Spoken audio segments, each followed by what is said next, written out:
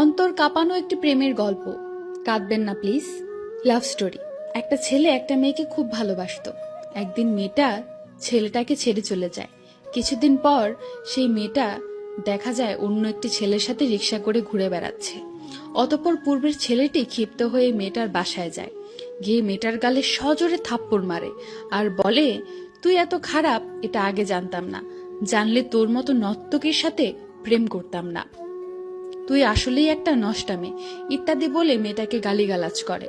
কিন্তু মেয়েটা কোনো রেসপন্স দেয় না, অপরাধীর মতো সব সহ্য করে। যখন ছেলেটা বাসা থেকে বের হয়ে যাবে তখন মেয়েটা বলে উঠল, আবির একটা কথা ছিল। তুই আর কি বলবি? হ্যাঁ, তোর আর কি বলার আছে? কিছু না, তবে একটা অনুরোধ। কি? তাড়াতাড়ি বল। তুমি অন্য কাউকে বিয়ে করে সুখী হও, আর পারলে আমাকে ভুলে যেও। আরে তোর মতো বাজারের মেয়েকে তো আমি তখনই ভুলে গেছি যখন দেখেছি রিক্সা করে অন্য ছেলের সাথে ঘুরে বেড়াচ্ছিস। কথাগুলো বলে ছেলেটা চলে গেল। আর আরোহী বিছানায় শুয়ে চিৎকার করে কাঁদছে আর বলছে, হে আল্লাহ, তুমি কেন আমাকে এত কষ্ট দিচ্ছ? আমাকে তাড়াতাড়ি নিয়ে যাও। কিন্তু কিছুক্ষণ পর মেয়েটা ভাবছে, না, সবকিছু ঠিক আছে, আমি না হয় একটু কষ্টই পেলাম, কিন্তু আমার আবির তো এখন সুখী হবে, এটাই আমার কাছে বড় পাওয়া। তার এক সপ্তাহ পর মেয়েটার সামনে বিয়ের কার্ড হাতে ছেলেটা উপস্থিত। আরোহী, আমি আগামী শুক্রবার বিয়ে করতে যাচ্ছি, প্রথম দাওয়াতটা তোমাকেই দিলাম, আসবে তো? এসো, বলে ছেলেটা চলে গেল। তৎক্ষণাৎ আরোহীর চোখ থেকে দুফোঁটা জল গড়িয়ে পড়ল কার্ডের উপর। মেয়েটা উপরের দিকে তাকিয়ে বলছে, হে আল্লাহ, আমি আর পারছি না, আমি নিজের চোখে আবিরের বিয়ে দেখতে পারবো না, তুমি একটু সহায় হও।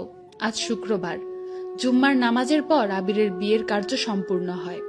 কিন্তু আবির বারবার তাকিয়ে দেখছে আরোহী আসে কিনা। আসলে আজকেও একটু অপমান করে মনের জ্বালাটা মেটানো যাবে, কিন্তু না, আরোহী আসেনি। একটা দুঃসংবাদ এসেছে, আরোহী এই দুনিয়াতে নেই। একটু আগে সে মারা গেছে। কথাটা শোনার সাথে সাথে আবির দৌড়ে চলে গেল আরোহীর বাসায়। গিয়ে দেখে তার আরোহী ঘুমিয়ে আছে, চিরজীবনের মতো ঘুমিয়ে আছে। আবির কাঁদতে পারছে না, শুধু অবাক হয়ে আরোহীর মুখের দিকে তাকিয়ে আছে।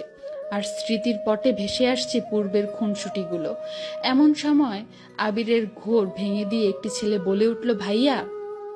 ছেলেটাকে চিনতে একটু ভুল হলো না আবিরের। এটাই সেই ছেলে যাকে আরোহীর সাথে রিকশায় দেখেছিল। ছেলেটা আবিরের কাঁধে হাত রেখে বলেছে, ভাইয়া, আপনাকে এই চিঠিটা দিতে বলেছিল আরোহী আপু, পারলে একটু পড়ে নিয়েন। তৎক্ষণাৎ চিঠিটা উল্টিয়ে পড়তে লাগলো আবির। জানি তুমি অবাক হবে, কারণ যে ছেলেটা তোমাকে চিঠি দিল সে আমার ছোট ভাই রাফি। ও আমার মামাতো ভাই।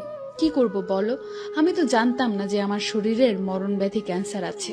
জানলে কখনো তোমার সাথে প্রেম করতাম না।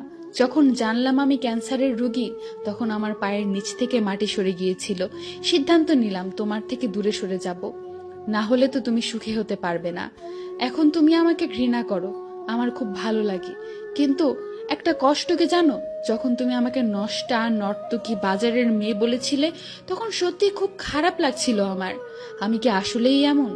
যাই হোক, আজকে প্রশ্নবিদ্ধ করতে চাই না তোমাকে, শুধু একটা অনুরোধ, আমাকে যদি একটুও ভালোবেসে থাকো তবে সেই ভালোবাসার কসম, তুমি বিয়ে করে সুখে সংসার করো। আমি সবসময় তোমাকে সুখী দেখতে চাই, আর এটাই তোমার কাছে আমার শেষ চাওয়া। চিঠিটা শেষ হওয়ার সাথে সাথে চোখের জলে পুরোটা পৃষ্ঠা ভিজে গেল। গল্পটা যদি ভালো লাগে তাহলে কমেন্ট করবেন।